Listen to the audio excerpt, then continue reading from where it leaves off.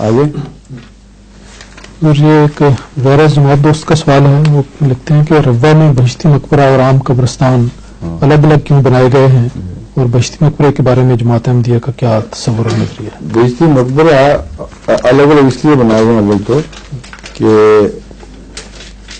ایسے لوگ جنہوں نے ایک خاص دینی مہم میں بڑھ چڑھ کر حصہ لیا ہو, ان کی یاد زندہ رکھنے کے لیے, اور اس لیے کہ ان سب کو اکٹھا دفن کر کے اکٹھے ان کے لیے دعا کے سامان مہیا کیے جائیں, یہ مقصد ہے. اور اس مقصد کے ساتھ ایک اور مقصد بھی وابستہ ہے کہ جن لوگوں کو, جو لوگ یہ دیکھیں گے کہ ان لوگوں کا یہ اہتمام ہو رہا ہے اور ان کے لیے دعاؤں کے لیے خاص اہتمام ان بزرگوں کو اکٹھا نیکوں کو کیا جا رہا ہے, ان کے دل میں وہی نیکیاں کرنے کی خواہش پیدا ہوگی جس کے نتیجے میں یہ لوگ آگے بڑھ گئے. تو یہ دو مقاصد ہیں جن کی پیش نظر بہشتی مقبرے کو الگ بنا دیا گیا. اور وصیت کا نظام بتاتا ہے کہ 10واں حصہ اپنی زندگی میں کمائے ہوئے کبھی اور اپنے کے بعد چھوڑے ہوئے کبھی تم دین کی خاطر پیش کرتے ہو تو پھر داخل ہوتے ہو, لیکن شرط یہ ہے کہ باقی اعمال اس کے مطابق ہوں, وہ بھی صالح ہوں, ان پر کوئی اعتراض کی کوئی گنجائش کسی دیکھنے والے کو دکھائی نہ دے, اللہ کی نظر میں جو ہے وہ اللہ بہتر جانتا ہے. ایسے اعمال ہوں کہ دیکھنے والے کی نظر ان کو صاف دیکھ رہی ہو اور یہ قربانی وہ پیش کر رہا ہو, تو اس صورت میں وہ اس بات کا اہل ہوگا کہ اس کو خصوصی جگہ دی جائے. اور آئندہ آنے والی نسلوں کے لیے یہ دعا کا موقع ہوگا اکٹھے ایسے گروہ کو اکٹھا دفن ہوئے دیکھ کر,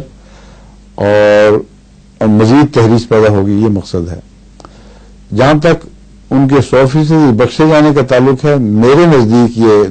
تصور درست نہیں ہے. وہ لوگ جن کو حضرت مسیح علیہ السلام نے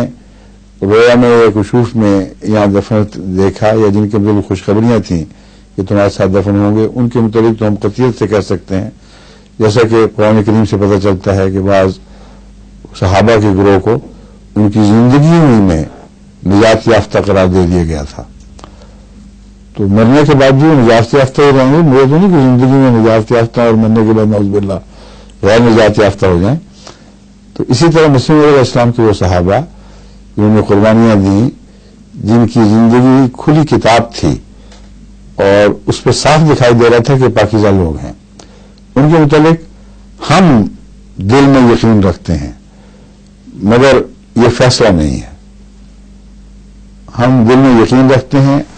اور اللہ کے فضل سے توقع رکھتے ہیں کہ یہ لوگ نجات یافتہ ہو ہوں گے,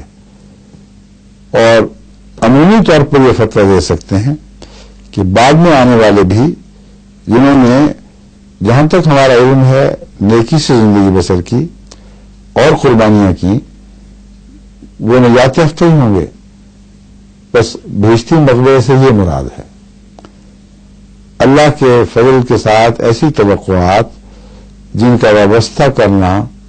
ان لوگوں کے اعمال سے بھی تعلق رکھتا ہے جو اس میں دفن ہوئے, اس لیے معقول وجہ دکھائی دیتی ہے.